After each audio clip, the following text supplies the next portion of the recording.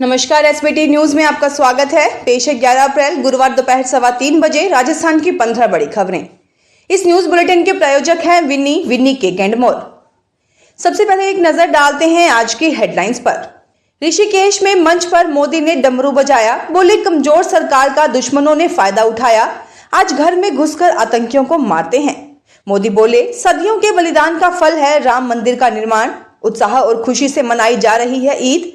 राजनाथ सिंह बोले एक देश एक चुनाव होना चाहिए, राजस्थान में बिगड़ेंगे कल से अस्पतालों में हालात, रेजिडेंट डॉक्टर जा सकते हैं स्ट्राइक पर। और अब खबरें विस्तार से सुनिए। प्रधानमंत्री नरेंद्र मोदी गुरुवार को ऋषिकेश में चुनावी सभा करने पहुंचे। मंच पर डमरू बजाकर सभा में आई भीड़ का स्वागत किया, गढ़वाली भाषा में सभी को प्रणाम किया। मोदी ने कहा जब जब देश में कमजोर सरकारें रहीं, दुश्मनों ने फायदा उठाया, आतंकवाद ने पैर पसारे, आज मजबूत सरकार घर में घुसकर आतंकवादियों को मारती है। मोदी बोले कि मां गंगा के तट से आपसे आशीर्वाद मांगने आया हूं, जब उत्तराखंड आता हूं तो अपनी पुरानी यादें ताजा कर लेता हूं। तमिलनाडु के लोग भी कह रहे हैं कि एक बार फिर मोदी सरकार। आज बाबा केदार की भूमि में हूं तो यहां भी लोग कह रहे हैं एक बार फिर मोदी सरकार। लोकसभा चुनाव को लेकर जारी प्रचार के बीच प्रधानमंत्री नरेंद्र मोदी ने एक अमेरिकी पत्रिका को इंटरव्यू दिया है। इसमें उन्होंने साफ शब्दों में कहा है कि भगवान श्री राम का नाम भारत की राष्ट्रीय चेतना पर अंकित है। भगवान राम के जीवन ने देश की सभ्यता में विचारों और मूल्यों की रूपरेखा तय की है। न्यूयॉर्क स्थित पत्रिका न्यूज वीक के साथ बातचीत में पीएम मोदी ने चीन और पाकिस्तान के साथ संबंधों पर भी खुलकर बात की है। पीएम मोदी ने अयोध्या में राम मंदिर के उद्घाटन पर बात करते हुए कहा भगवान राम के जीवन ने हमारी सभ्यता में विचारों और मूल्यों की रूपरेखा तय की है, उनका नाम देश के कोने कोने में गूंजता है। राजस्थान में आज ईद का त्योहार हर्षोल्लास के साथ मनाया जा रहा है। भाईचारे और एकता की मिसाल पेश करने वाले इस त्योहार को देश भर के मुसलमान पूरे उत्साह और खुशी के साथ मना रहे हैं। ईद के मौके पर देश के विभिन्न हिस्सों में लोग मस्जिद में जाकर नमाज अता कर रहे हैं। इस मौके पर जयपुर में ईदगाह, जामा मस्जिद व अन्य मस्जिदों में लोगों की भीड़ उमड़ पड़ी। लोग एक दूसरे से गले मिलकर ईद की बधाइयां देते दिखे। आम से लेकर खास तक सभी इस त्योहार को लेकर उत्साह देखा जा रहा है। जयपुर में ईदगाह, अजमेर में दरगाह का जन्नती दरवाजा खोला गया। कोटा और बाड़मेर समेत पूरे राजस्थान में ईद की सुबह नमाज पढ़ी गई। रक्षा मंत्री राजनाथ सिंह मध्य प्रदेश के रीवा में मऊगंज के देव तालाब विधानसभा क्षेत्र में बीजेपी प्रत्याशी के पक्ष में सभा को संबोधित किया। इस मौके पर रक्षा मंत्री ने कहा कि मध्य प्रदेश अब बीमारू राज्य नहीं रहा, ग्रोथ का इंजन बन गया है। एक देश एक चुनाव होना चाहिए। जयपुर में रेजिडेंट डॉक्टरों की हड़ताल जारी है। हड़ताल का आज चौथा दिन है। एसएमएस मेडिकल कॉलेज से संबंधित अस्पतालों में हड़ताल जारी है। रेजिडेंट डॉक्टरों की ओर से कावंटी अस्पताल में प्रसव करने के मामले में साथियों को एपीओ करने का विरोध किया जा रहा है। उनका एपीओ निलंबित करने की मांग की जा रही है। Jaipur association of resident doctors के अध्यक्ष डॉक्टर राजेश कुमावत ने बताया कि आज हड़ताल का चौथा दिन है, लेकिन अब तक प्रशासन की ओर से उनसे कोई वार्ता नहीं की गई है। अगर आज उनकी मांगों का कोई समाधान नहीं होता तो कल से प्रदेश के सभी मेडिकल कॉलेजों से संबंधित अस्पतालों में रेजिडेंट डॉक्टर हड़ताल पर चले जाएंगे, जिसकी जिम्मेदारी सरकार की होगी। बता दें कि कल से जयपुर, जोधपुर, कोटा, अजमेर, उदयपुर, बीकानेर व अन्य मेडिकल कॉलेज के रेजिडेंट डॉक्टर हड़ताल पर जा सकते हैं। अगर ऐसा हुआ तो प्रदेश भर में अस्पतालों के हालात बिगड़ जाएंगे। जालोर सिरोही संसदीय क्षेत्र में चुनाव लड़ रहे वैभव गहलोत की जीत के लिए पिता अशोक गहलोत व कांग्रेस ही नहीं बल्कि मां सुनीता गहलोत व पत्नी हिमांशी गहलोत ने भी पूरी ताकत लगा रही है। मां व पत्नी तो इमोशनल कार्ड भी खेल रही हैं। वैभव की मां सुनीता गहलोत पहली बार किसी चुनावी सभा में शिरकत करते नजर आई हैं।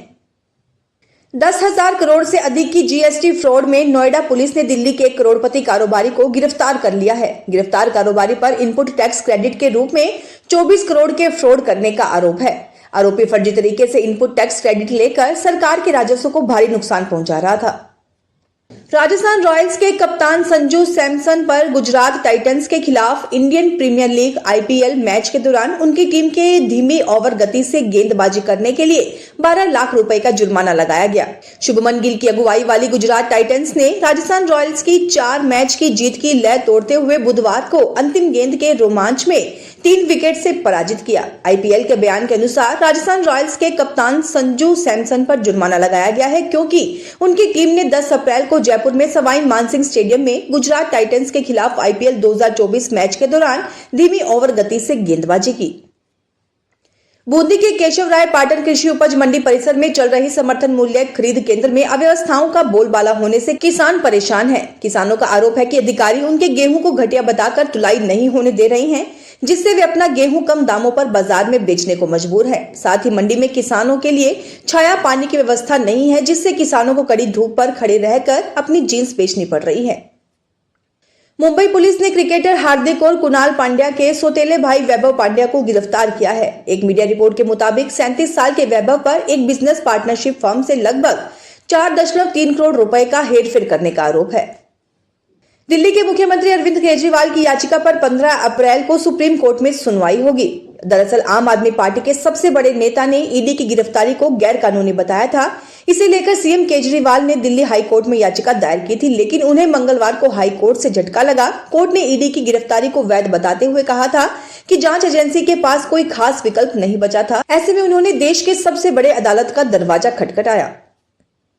राजस्थान रोडवेज की बसों की लाइव लोकेशन की जानकारी यात्रियों तक मुहैया हो, इस उद्देश्य से प्रदेश में राजस्थान रोडवेज की बसों में जीपीएस सिस्टम लगाकर इन्हें एक ऐप से जोड़ा जाएगा। इसका मकसद ये है कि जीपीएस लगी सभी गाड़ियां ऑनलाइन ऐप से जुड़ पाए और यात्री भी आसानी से गाड़ी की लोकेशन देख पाएंगे। साथ ही ऐप के जरिए निगम के अधिकारी भी बस की मॉनिटरिंग कर सकेंगे। केंद्रीय माध्यमिक शिक्षा बोर्ड द्वारा 7 जुलाई 2024 को आयोजित की जाने वाली केंद्रीय शिक्षक पात्रता परीक्षा के आवेदकों को परीक्षा शहर बदलने का मौका दिया जा रहा है।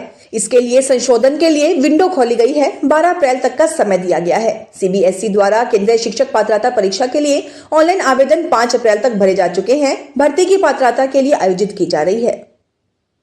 लोकसभा चुनाव 2024 से पहले मायावती को झटका लगा है। बिजनौर से सांसद मल्लूक नागर ने बसपा से इस्तीफा दे दिया है। बसपा सांसद मल्लूक नागर बसपा छोड़कर आरएलडी में शामिल हो गए हैं। रालोद मुखिया जयंत चौधरी ने उन्हें सदस्यता दिलाई है। झुंझुनू की जनता लोकसभा प्रत्याशियों की पर्सनल डिटेल में काफी दिलचस्पी दिखा रही है। प्रत्याशियों के द्वारा नामांकन के दौरान दिए जाने वाले शपथ पत्र को 1220 डाउनलोड कर देख चुके हैं।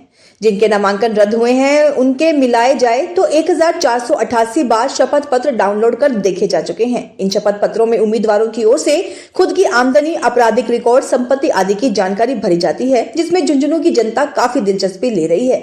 सबसे ज्यादा दिलचस्पी भाजपा प्रत्याशी शुभकरण चौधरी के शपथ पत्र में दिखाई गई है। इनके शपथ पत्र में 287 बार डाउनलोड कर देखा गया है। इसके बाद कांग्रेस प्रत्याशी ब्रिजेंद्र ओला के शपथ पत्र को 211 बार डाउनलोड किया गया है। सबसे कम 69 बार निर्दलीय प्रत्याशी अलतीफ के शपथ पत्र को देखा गया है। फिलहाल इस बुलेटिन में इतना ही। फिर हाजिर होंगे और बड़ी खबरों के साथ।